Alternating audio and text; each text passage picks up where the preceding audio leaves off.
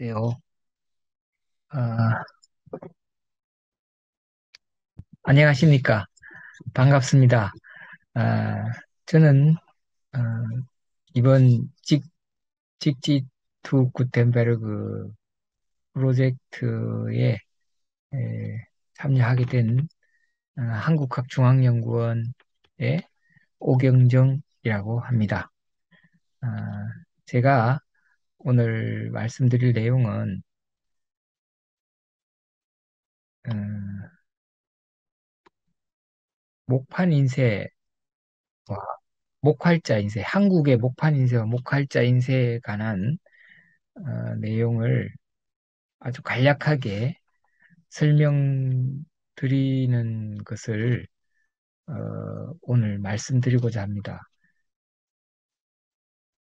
한국의 목판 인쇄와 목활자 인쇄에 대한 내용을 한 간략하게 한 30분에서 40분 정도의 사이에 어, 작, PPT 자료를 활용해서 선생님들께 설명드리고 싶습니다. 어, 화면 공유를 하겠습니다.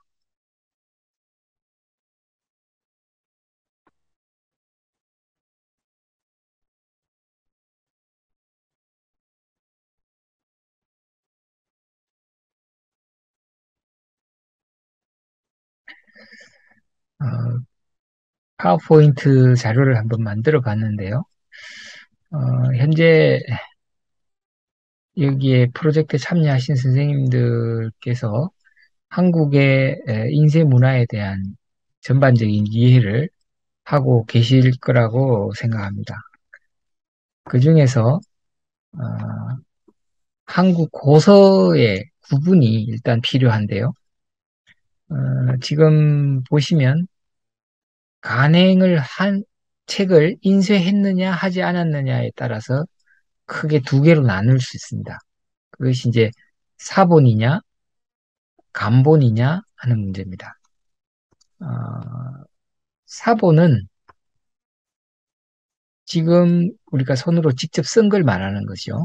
직접 쓴 것을 말하는 것으로 어, 필사자에 따라서 이게 직접 유명한 저술가가 쓴 것이 수고본이라는 표현을 쓰고 또는 그것을 그냥 그대로 책을 베끼는 경우에는 전사본이라는 표현을 씁니다.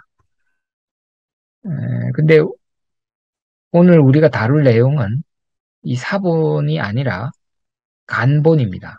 그러니까 책을 인쇄를 했느냐 하지 않았느냐 하는 문제죠. 그러니까 인쇄를 한 책들을 대부분 간본이라는 표현을 씁니다. 이렇게 붉게 표시를 했습니다. 그리고 이 간본은 다시 인쇄 방법에 따라서 목판본과 활자본으로 구분됩니다. 목판본은 오늘 설명을 드릴 내용이고요. 활자본은 다시 그 재료가 금속이냐, 나무냐, 또는 뭐 흙이냐, 또는 바가지냐에 따라서 이렇게 구분이 다시 되는 거죠. 오늘 제가 설명드릴 내용은 간본 중에서도 목판본과 목할자본에 대한 것입니다. 간행 성의에 따라서 이게 무슨 말이냐면 간행을 먼저 했느냐, 똑같은 판을 가지고 먼저 인쇄를 했느냐, 다시 한 번 더 새겨서 다시 한 번 더 새겼느냐, 아니면 그것을 완전히 개정판을 냈느냐 하는 거에 따라서 원간본이냐, 중간본이냐, 복각본이냐 이렇게 구분하기도 합니다. 이것은 좀 더 복잡한 문제니까 이건 다음에 하기로 하고 우선 간본 중에서도 목판본과 모갈자본에 대한 얘기를 오늘 말씀을 좀 드리겠습니다. 이게 지금 가장 많이 쓰이고 있는 어, 책판입니다. 현재 지금 목판본으로 가장 대표적으로 이런 모양들을 볼 수가 있는 것인데요. 이것이 이런 이런 형태로 조선시대에 많이 남아 있습니다. 현재도 많이 남아 있습니다. 이 남아 있는 것들이 에, 어떻게 모여 모아두고 그것을 계속 간행을 했습니다. 인쇄를 했다는 거죠. 그러면 이런 형태가 만들어지기까지 한국에서 어떻게 목판 인쇄가 시작이 되었나 하는 것을 잠깐 말씀드리겠습니다. 우선 시기로 본다면 8세기 정도까지 시기를 잡을 수가 있습니다. 그 시기가 주로 한국에서는 불교가 굉장히 활발하게 활동이 되었던 시기입니다. 그 시기에 사회적 배경이 있고 기술적 배경이 있는데 기술적 배경은 물론 이 판을 새겨내는 기술이죠. 조각 기술. 그리고 종이와 먹을 생산하는 능력입니다. 그것이 바탕이 되고 사회적 배경으로 방금 말씀드린 그 서적 대량 복제에 대한 수요가 있습니다. 그것이 바로 불교의 흥성, 불교가 굉장히 활성화되면서 요 서적 불교의 경전을 이렇게 복제를 하는 것들이 많겠죠. 그것이 목판 인쇄로 이어지게 됐다는 것이 정설입니다. 실제 이 목판의 또 기술적인 측면을 본다면 실제 그 탁본이라는 것과 도장을 찍는 것이 굉장히 유사한 측면이 있습니다. 목판 인쇄와. 그 차이점은 비석을 탁본 같은 경우는 비석이 있다면 종이를 이렇게 대고 먹을 이렇게 두드려서 찍는 방식이 탁본입니다. 인장류의 그 도장을 찍을 때, 여러분들이 그 도장을 찍을 때는 종이가 있으면 여기 인장에 인주를 이렇게 붉게 묻히고 이걸 찍는 것이 도장이죠. 근데 목판 인쇄는 목판에다가 글자를 새긴 후에 먹을 먼저 묻히고 종이를 이렇게 대서 찍는 방식입니다. 조금씩 다릅니다. 조금씩 다릅니다만 이런 방식들이 굉장히 유사한 방식들이 아주 오래전 시기부터 고대 시기에 이미 다 활성화됐죠. 그래서 목판 인쇄의 방식도 이런 방식대로 진행이 됐다 하는 것을 어, 설명드릴 수가 있습니다. 그래서 결과적으로 조각 기술과 제지 기술과 먹 제조 기술이 활성화되면서 불교가 흥성했고 거기에 공양불사 그러니까 불탑이나 불탑 속에 어, 불인이나 탑인을 여러 가지 찍어가지고 그러니까 그 교리에 맞도록 수요가 굉장히 많았던 거죠. 그런 것이 이제 사경 사업이 활발해지면서 어, 그런 불경 목판 인쇄가 탄생하게 되는 것입니다. 이것이 이제 한국에서는 8세기 이후 신라에서 수용했다 이렇게 보고 있습니다. 이 8세기가 현재 지금 유물로 남아 있는 것 중에서 751년 이전의 자료가 남아 있습니다. 이것이 이제 그 불인입니다. 불탑에 불인으로 이렇게 에, 도장처럼 찍어가지고 만든 것이죠. 현재 이런 그 나무로 된 실물도 도난에서 발굴된 것이 남아 있습니다. 중국에서 남아 있는 것이죠. 이거 중국 나린천불이라는 책 것이 중국 그 도난에서 발견되기도 했습니다. 이것이 바로 이제 751년 이전에 간행이 됐다고 하는 현재 불국사, 그러니까 한국의 경주에서 발굴된 목판본입니다. 무구정광대 달안의 길도 물론 이것도 불교와 관련이 된 거죠. 보시면 알겠지만 이렇게 판에다가 글자를 새겨가지고 인쇄를 한 그런 방식이 되겠습니다. 그 방식에 대해서는 조금 이따 다시 설명을 드리겠습니다. 결국 이런 형태의 나무판에 글자를 새겨가지고 먹을 칠한 후에 거기에 종이를 발라서 만들어내는 그런 방식이 되겠습니다. 어, 동아시아에서는 한국이 그 시기에 751년 이전에 그런 인쇄 방식이 만들어졌는데, 일본 같은 경우는 현재 그 유물이 770년경, 조금 더 뒤죠. 몇 년 후인데, 이것이 흔히 소위 말하는 백만탑 다라니 경이라고 하는 것입니다. 이게 이제 교토, 나라, 교토 요 지역에 전체 큰 사찰에 각 사찰마다 10만 개씩, 10개의 사찰이니까 100만 개가 되는 거죠. 100만 개의 탑을 만들고 그 탑 안에 이런 이 경도 무정경인데 이런 경들을 만들어서 넣은 거죠. 이렇게 작은 경들입니다. 요런 형태가 지금 현재도 한 4만 6천 점 정도가 남아 있다고 합니다. 이런 식으로 요 탑안에 이렇게 작은 경들을 그러니까 요거를 인쇄를 해서 탑안에 집어넣은 거죠. 그런 것이 이제 기록으로 남아 있습니다.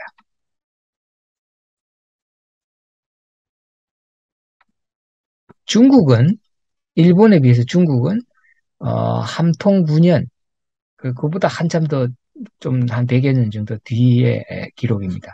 이것이 이제 그 기록으로 나오는 기록까지 요 연대가 정확하게 나는 왕계라는 인물이 부모의 그 공덕을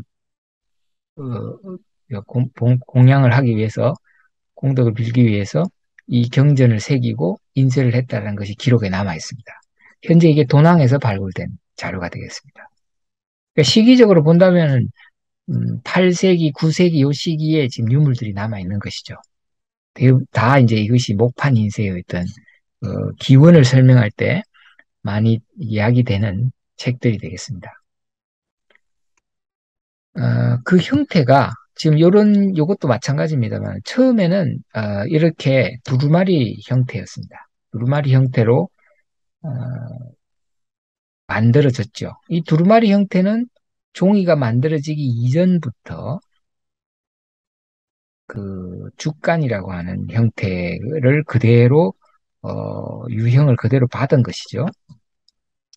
이것이 에, 두루마리 형태였다가 이게 이제 굉장히 이 시기가 지나면서 좀 불편해지는 면이 있습니다. 왜 그러냐면은 맨 마지막 면을 볼 때는 이 두루마리를 끝까지 펼쳐야 되는 불편함이 있습니다. 그래서 어떤 식으로 바뀌냐 하면은 이게 물론 두루마리인데 이런 형태, 그러니까 절첩의 형태로 바뀌게 되죠. 절첩이라는 것은 이 병풍처럼 이렇게 아카우디언처럼 이렇게 접어서 책을 만드는 형태입니다. 그러니까 제일 마지막 장을 보고 싶을 때도 이렇게 볼 수가 있습니다. 근데 이 절첩의 가장 큰 단점 중에 하나는 바로 이렇게 접히다 보니까 이 접힌 부분이 잘 떨어진다는 것이죠. 그래서 그런 단점을 이것도 마치 절첩본인데요. 이런 것이 잘 떨어지는 단점이 있으니까, 나중에 이것이 아예 그 떨어지는 부분을 그냥 바로 그냥 끊어버리고 이런 형태로 만들어버립니다. 이것이 이제 호접장이라는 형태인데요. 안쪽으로 이렇게 접어서 만든 것이죠. 마치 버터플라이, 납이 날개처럼 보인다고 해서 호접장이라는 표현을 썼습니다. 이것도 호접장이고요. 그러다가 이제 이걸 반대로 접어서, 그러니까 호접장의 요 형태의 요 안쪽 가운데 선, 요 부분이 접히니까 읽기에 좀 불편한 부분도 있었던 것 같습니다. 그래서 이걸 바깥으로 접어가지고 그러니까 표지를 둘러싸는 것처럼 포배장으로 만들어버립니다. 현재 이 포배장의 유물로 남아있는 것들이 꽤 많습니다. 그리고 나서 이 포배장의 불편함도 풀로 붙인 부분이 많이 떨어져 나가니까 아예 이 부분을 선으로 끈으로 묶어버립니다. 이것이 바로 선장이라는 표현을 씁니다. 그 선장본을 어, 현재까지도 많이 남아 있습니다. 그러니까 12세기, 13세기 이후부터는 대부분 선장으로 이 책이 만들어지고 지금도 만들어지는 형태로 남아 있습니다. 그러니까 굉장히 오랜 기간 동안 사용된 것이 바로 이 선장이죠. 현재 남아있는 책들의 대부분의 형태는 이런 형태가 많다 하는 것을 알 수가 있습니다. 자, 그래서 목판을 제작하는 방식은 이 자료가 지금 현재 그 국내에 있는 건 아니고 저 독일에 있는 목판인데요. 그 성경 중에 이걸 한글로 번역한 성경 중에 하나입니다. 근데 그 성경을 이렇게 판각을 하는 거죠. 목판으로 만들 때 이렇게 만들었다는 것을 보여주는 아직 완성이 덜 된 목판 상태를 보여주는 것입니다. 보시면 알겠지만 이렇게 글자를 하나하나 다 파내고 파내서 글자를 새긴 후에 여기에 먹을 칠합니다. 이렇게 먹을 칠해서 이렇게 종이를 그 위에 덮지요. 종이를 덮어서 글자를 먹을 아주 잘 찍어야 되겠죠. 안 그러면 먹이 번지는 형태가 나오니까 번지지 않도록 해야 되겠죠. 그래서 그걸 인쇄를 하는 그 장인들이, 그 기술자들이 별도로 있을 정도로 굉장히 정교한 작업이었습니다. 그러니까 요거 이제 먹이 묻어 있는 상태를 보여주는 것입니다. 그래서 이걸 인쇄를 해서 딱 찍어내면 이런 형태가 나오게 되겠죠. 이거는 지금 같은 책은 아닌데 보통 이렇게 찍어내는데 요거를 이제 나중에 선장본으로 만들 때는 이 가운데를 이렇게 접어서 이게 이제 이거 가운데를 중봉이라고 하고 이 가운데 접는 선을 표시하는 이게 흑구, 음이 이런 그 용어를 씁니다. 그리고 요 테두리 선을 말하는 걸 이제 광곽이라고 하고 이 가운데를 이제 중봉 또는 판심이라는 표현을 씁니다. 그 이제 이 이제 글자 선들 여기 이제 글자가 노이대 배열할 때 쓰이는 것이 이제 개선이 되겠습니다.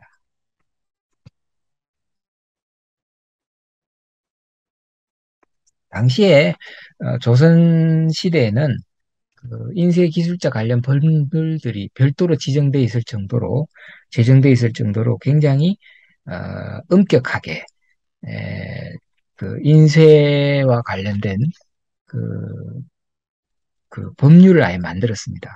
그 중앙관서에서 책을 찍어낼 때는 글자가 하나라도 틀리면 거기에 대해서 그 벌을 내렸습니다. 그 정도로 엄격하게 했기 때문에 조선 전기 그러니까 14, 5, 6세기, 15, 16세기 뭐 이 시기에 나온 책들을 보면 굉장히 교정이 잘 되어 있고 아주 깔끔하다는 것을 알 수 있습니다.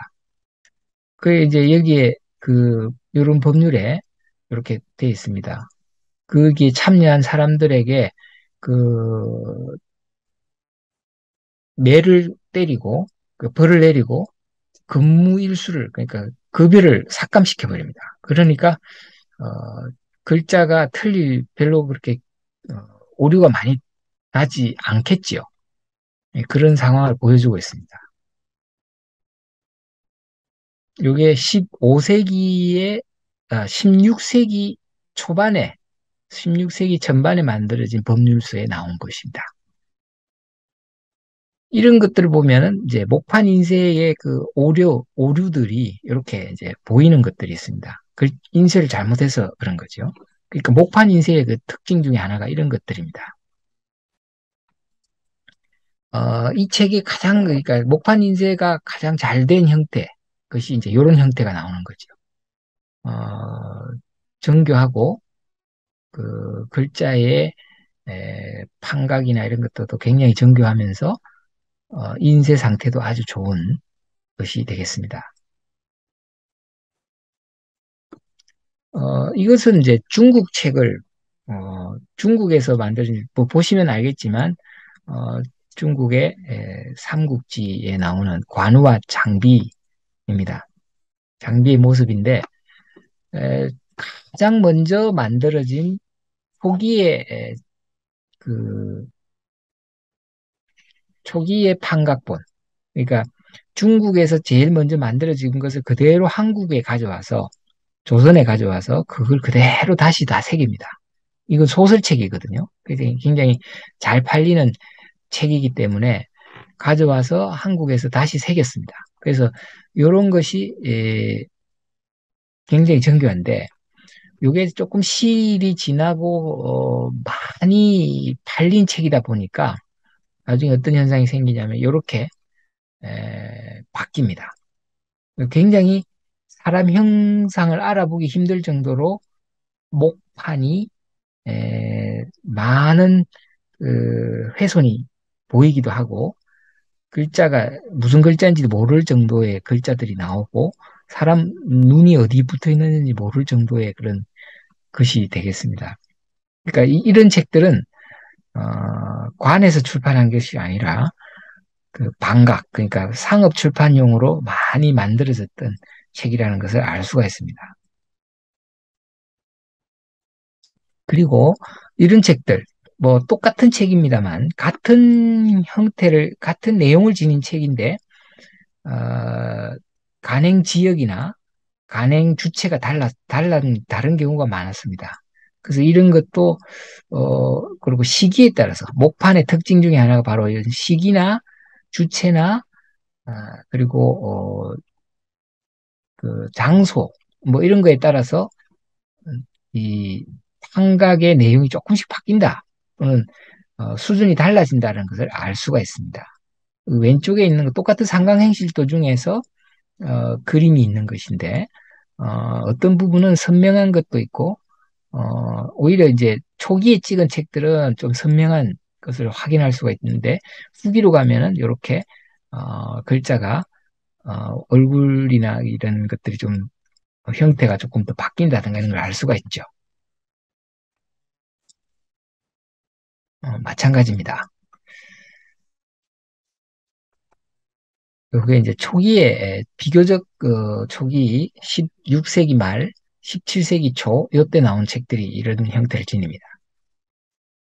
그리고 이런 것 같은 경우는 아주 그 특이하게 남아있는 목판의 어떤 형태를 목판의 상황을 보여주는 것인데 에, 책을 그 판각을 마무리를 하지 않고 아직까지 마무리가 덜 된 상태입니다.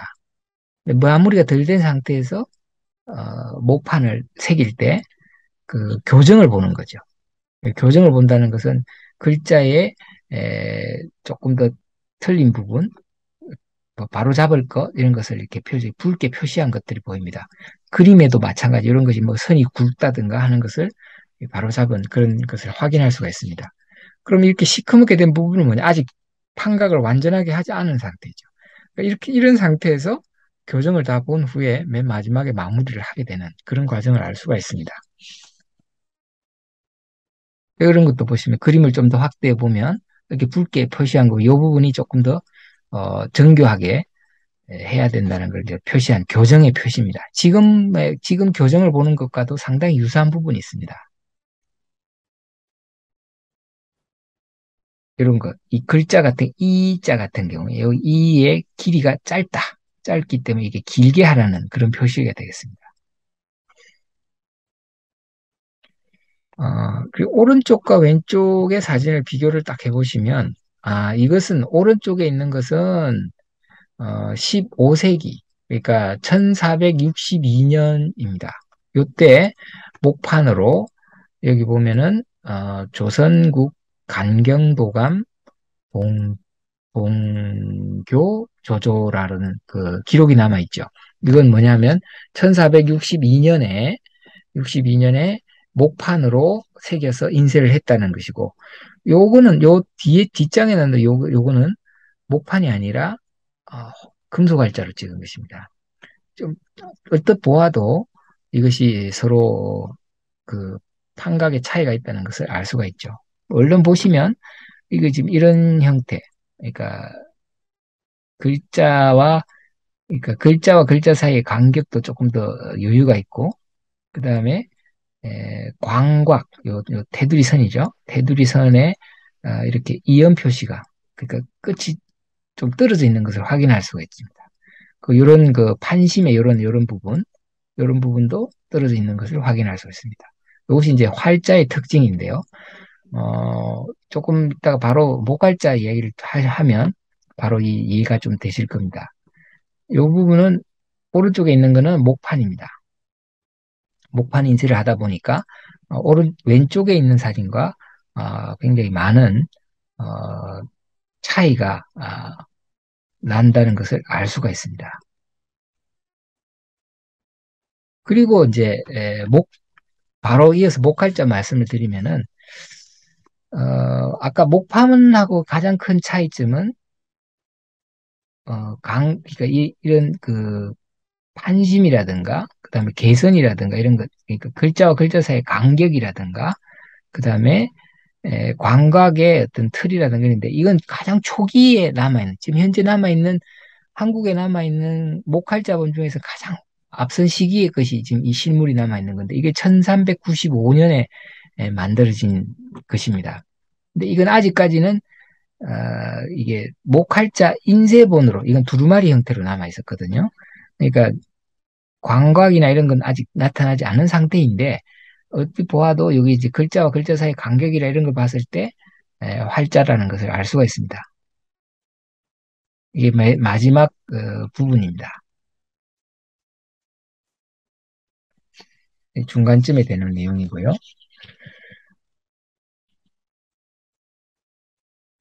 이것이 이제 가장 대표적으로 보여줄 수 있는 목할자 인본 중에 천지명량 수륙 잡문이라는 불경 중에 하나인데요.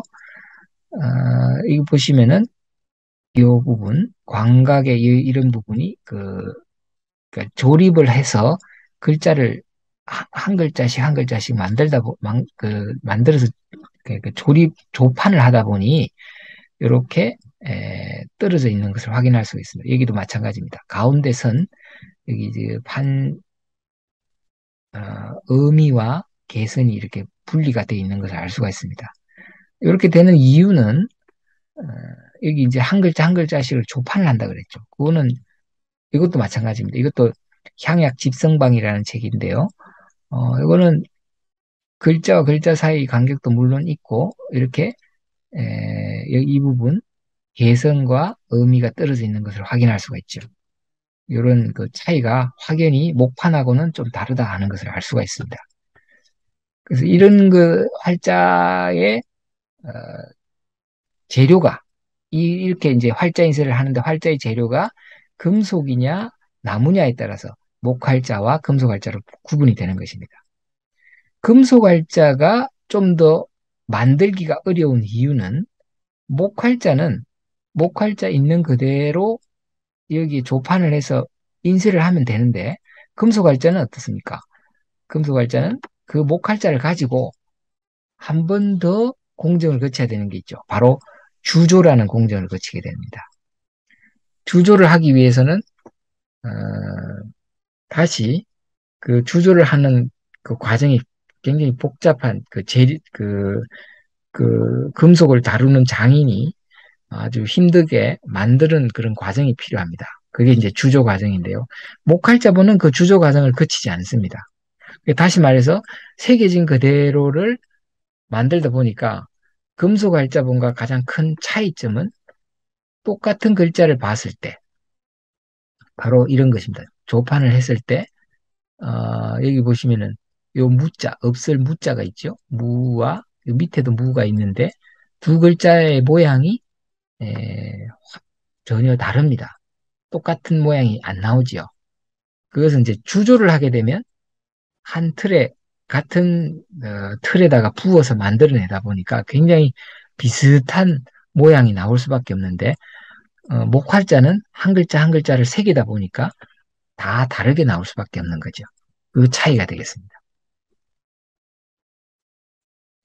방금 보신 그 진원건공, 천지명량 수륙 잡문이라는 굉장히 그 목활자 중에서도 가장 잘 만든 목활자 중에 하나입니다.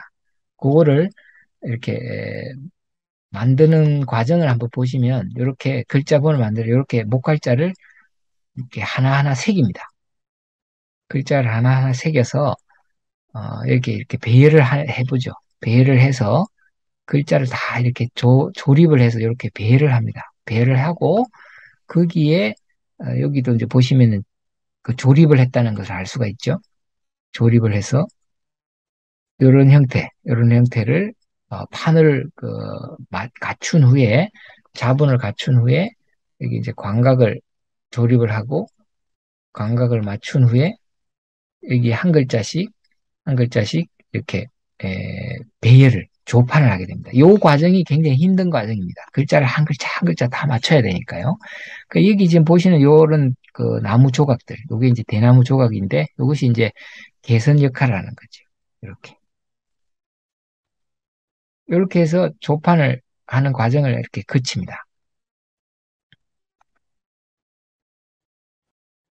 그 이게 인쇄를 하기 위해서는 높낮이 조절도 굉장히 중요하겠죠. 왜냐하면 여기에 이제 인쇄를 먹을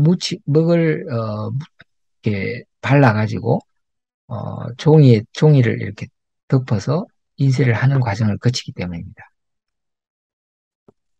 이거는 글자가 굉장히 잘 쓰고 잘 새긴 글자입니다. 목활자가 쓰이는 이유는 가장 큰 이유 중에 하나는 금속으로 만들기에는 금속으로 만들기 좀 부담스럽거나 급히 만들 필요가 있을 때 이럴 때 많이 쓰이는 것이 목활자지요. 그리고 무엇보다도 경비가 그 비용이 굉장히 줄어들 수밖에 없습니다. 주조를 하지 않기 때문이죠. 그리고 목판으로 만드는 것보다도 훨씬 더 경비가 적게 듭니다. 판은 만들기가 어렵죠.